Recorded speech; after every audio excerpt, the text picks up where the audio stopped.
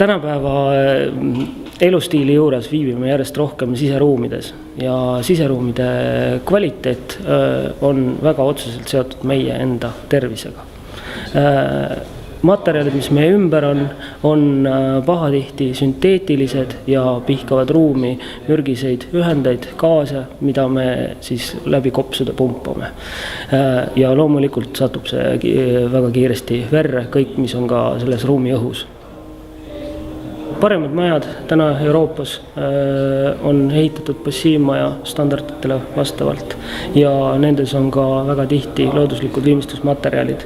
Need kaks asja sobivad väga hästi kokku, sellepärast et oluline ei ole mitte ainult energiatõhusus, vaid ka ruumi komfort ja ühte ei saa kindlasti teise arvelt teha. Tuntumad materjalid eestlastele on savikrohvid, lubikrohvid, lubivärvid, linoolivärvid ja igal tootel tegelikult on nagu põhjendus, miks teda kuskil kasutatakse. Üks väga põnev materjal on savikrohv ja üldse toorsavi põhised tooted.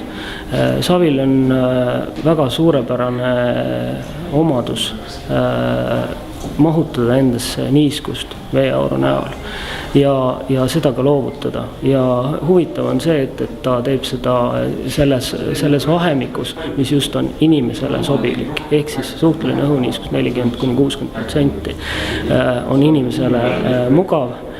Ja savi hoiab seda looduslikult passiivselt kuskil 50 peal. Ehk siis, kui ruumis on niiskust rohkem kui 50%, siis ta hakkab seda endasse laadima ja kui ruumis on vähem, siis hakkab ta seda välja andma.